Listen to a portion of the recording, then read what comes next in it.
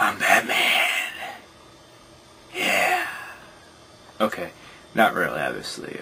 Yeah, I'm not Batman, but I am the Cynical Critic, and I figured it's about time I did a review for The Dark Knight. So here it goes. The movie's been out for about 2 weeks, but yeah, I mean, I saw it right opening day, actually. But I've been too lazy to do a review. Anyway, I thought the movie was sweet. I mean, it was great. It's definitely, if you haven't seen it, you need to go see it now. Like, stop watching this review and go see it right now. It was seriously that good. It's probably one of the best superhero movies I've ever seen. Some people say it's the best superhero comic book. It's like the best comic movie they've ever seen, but I don't think so, because it doesn't really have a comic book feel because it's realistic. But anyway, go see it if you haven't seen it.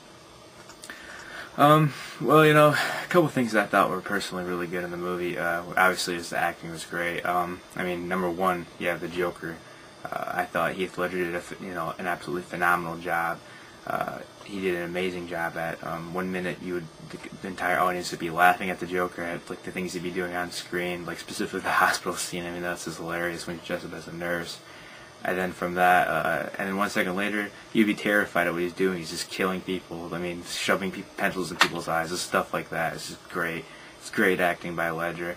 I think he really definitely portrayed the image of Joker that I've always seen, at least.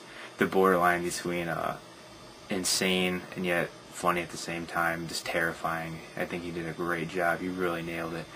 I mean, the whole time when I was sitting there watching the movie, I was kind of like, wow, this is so great.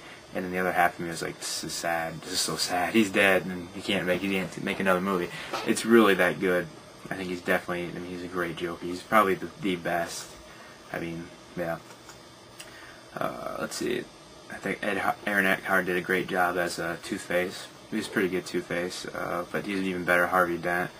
Although one thing I do have one complaint with the whole Harvey Dent character is simply the fact that the movie really didn't stress the relationship between Wayne and Harvey Dent. That's always been a really strong point of the comics, and it's really made more of a relationship and much more tension between the two characters, in the sense that they're both really close friends, so it's always hard for Batman to try and stop Two-Face. But I understand the whole movie had the time constraints, and so I mean that was hard to deal with in that sense.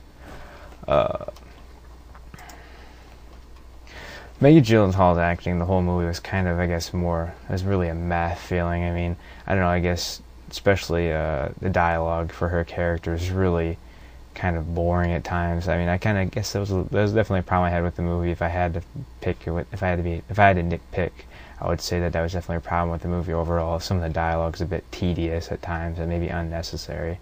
But I mean, that's just, you know, it's nothing real big. It's just every movie's probably gonna have that to a degree. But I definitely had that problem with Dark Knight. I saw at the end when they find Joker through the bat radar. I thought that kind of gave the movie a kind of a almost ridiculous feel. I mean, I understand, you know, it's not supposed to be ultra realistic, but just the idea of a bat radar, you know, just randomly pinpointing Joker seemed a bit ridiculous. But I mean, I guess it works. I guess kinda. I guess if I did have to pick out, you know, more flaws with the movie, it would definitely be the fact that the movie seems kind of condensed. I know in certain areas it's just like it kind of just doesn't really show what happens exactly. Like ideally, the whole Joker planting bombs in the hospital. I mean, I really don't have a big problem with it. It just seems like, you know, the movie is 2.5 hours long, and I mean they tried to fit a lot into it. But I don't think I guess it's not really a bad thing. I mean, they do it pretty well. I mean, I do have to say with the whole time thing is, like, it was 2.5 hours long, but I mean, the whole time I was sitting there, I was really enjoying it. There was never a point where I was like, wow, I want this movie to be over. Man, I'm bored. I mean, it really is that good, in my opinion.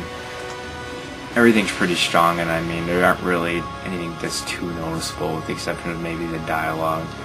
And you have some great acting by most of the characters. Gary Oldman's, you know, amazing as Gordon. And Christian Bale I still think he's a good, strong Batman. Some people say Keaton's better, which I think I don't know, it's a hard toss-up between who's the best Batman. Regardless, though, you have to admit Christian Bale is a great Bruce Wayne. He really brings out the internal struggle that you see that Bruce Wayne has to deal with, in the sense that he still has so much guilt. It's just that because he feels responsible for the death of his parents. But I think Bale really does a great job in that. Basically, in the end, I mean, Dark Knight is just an awesome movie.